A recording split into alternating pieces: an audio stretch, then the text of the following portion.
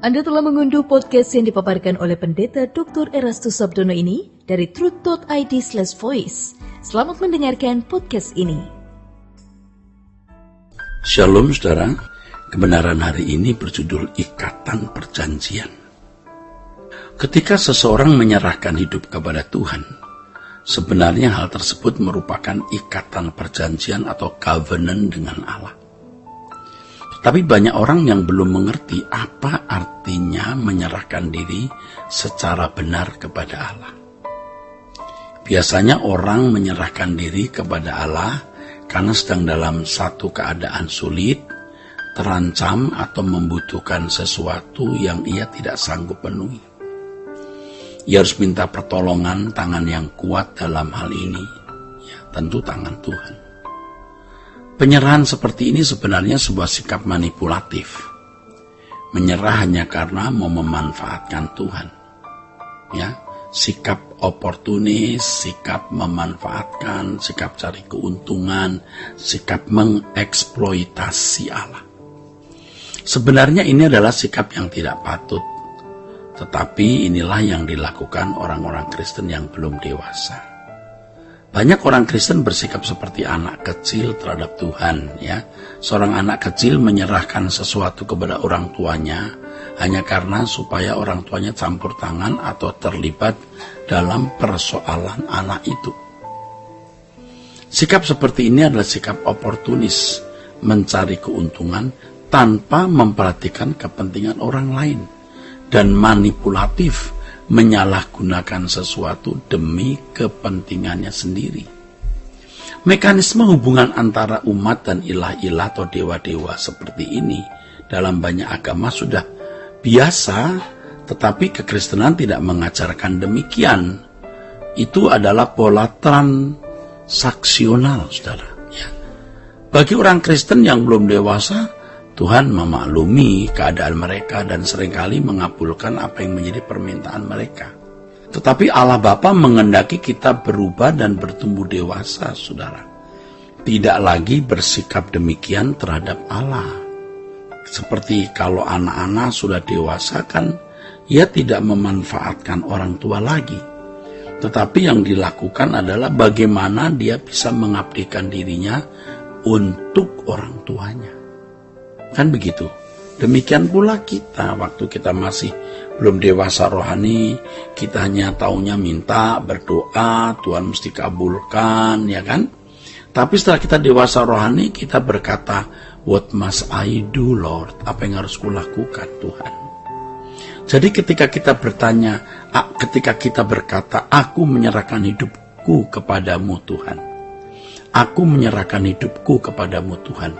Itu berarti kita sedang mengikat perjanjian dengan Tuhan. Hal ini tentu tidak hanya berlalu begitu saja, seakan-akan Tuhan puas ketika kita menyatakan komitmen tersebut tanpa harus berbuat apa-apa atau tanpa harus membayarnya. Sesungguhnya ketika kita menyerahkan hidup kita kepada Tuhan, itu sebuah ikatan perjanjian dengan Tuhan. Itu memiliki konsekuensinya penyerahan kita kepada Tuhan adalah suatu komitmen untuk dimiliki oleh Allah. Harus dipahami bahwa pemilikan yang pantas bagi Allah adalah 100% dari kehidupan kita. Kurang dari 100%, Tuhan tidak berkenan. Itu syarat penyerahan diri kepada Allah dalam ikatan perjanjian. Kita sama sekali tidak dapat kompromi terhadap standar dengan hanya menyerahkan sebagian hidup. Tidak boleh. Apalagi kalau hanya menyerahkan persoalan-persoalan hidup saja kepada Tuhan agar Tuhan campur tangan dan menolong. Yaitu tadi saya katakan sikap oportunis manipulatif itu.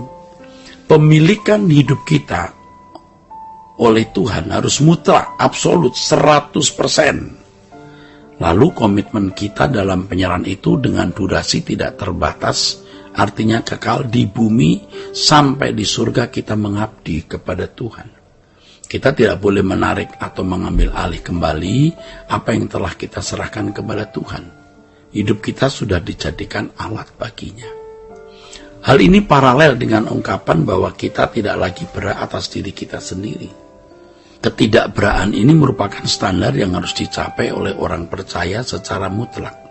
Sebab memang sudah sepantasnya kita melakukan hal demikian bagi Tuhan yang telah menyerahkan segenap hidupnya bagi penebusan umat manusia.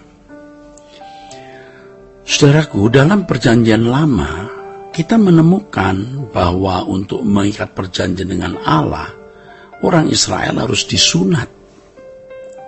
Jadi sunat itu tanda atau bukti bahwa seseorang itu adalah umat pilihan, saudaraku. Paulus juga berbicara mengenai sunat di perjanjian baru sebagai tanda milik Allah. Tapi sunatnya bukan sunat kulit katan secara harfiah, saudaraku. Sunat batin, saudara. Dalam perjanjian baru, sunat kita adalah sunat batin yang tidak dilakukan secara jasmani.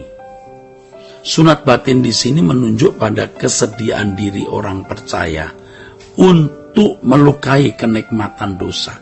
Kenikmatan dosa yang harus dibuang, ya, melukai, membuang dosa dalam diri kita itu melukai. Ya, daging kita suka melakukan dosa, lalu kita berhenti berbuat dosa, kan melukai daging kita. Jika sunat fisik adalah pemotongan organ vital manusia yang dapat menikmati puncak kenikmatan, maka sunat batin adalah pemotongan kenikmatan atau kebahagiaan dunia dan dosa yang selama ini berada dalam diri kita dan kita nikmati. Apa yang digemari oleh jiwa dan daging kita bukan berasal dari Tuhan. Tentu jiwa yang sudah keruh oleh hasrat duniawi. Kita harus dengan sadar dan sengaja melukai diri kita dengan berprinsip tidak untuk kesalahan atau dosa. Ini perlu ketegasan, perlu integritas. Kalau bagi bangsa Israel, mereka disunat secara fisik tanpa melibatkan kesadaran mereka, saudaraku. Sebab hal itu terjadi sejak mereka masih bayi. Anak bayi belum punya kesadaran, sudah disunat. Ini berbeda dengan orang percaya. Sunat batin harus dilakukan dengan sadar dan sengaja oleh diri sendiri. Sadar dan sengaja oleh diri sendiri, saudara. Yaitu ketika kita berkata tidak untuk dosa, tidak untuk apa yang tidak sesuai kehendak Allah. Jadi seseorang mengikat perjanjian dengan Allah harus berani melukai dirinya sendiri. Hal ini terkait dengan apa yang sering disebut dalam Alkitab penyangkalan diri. Tuhan mengatakan, jika kamu tidak menyangkal diri, engkau tidak dapat mengikut aku. Artinya seseorang harus menanggalkan semua puncak kenikmatannya.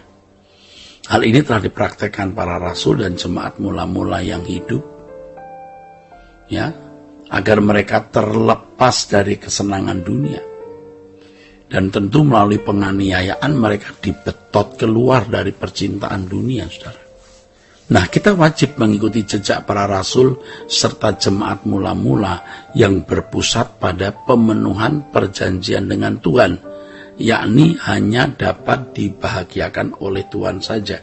Hati yang hanya dapat dibahagiakan oleh Tuhan saja. Nah, itu covenant-nya. Dan tentu, ya, dunia tidak bisa menguasai kita lagi. Kita akan sangat beruntung jika kita memiliki penyerahan diri secara benar kepada Tuhan dalam sebuah ikatan perjanjian.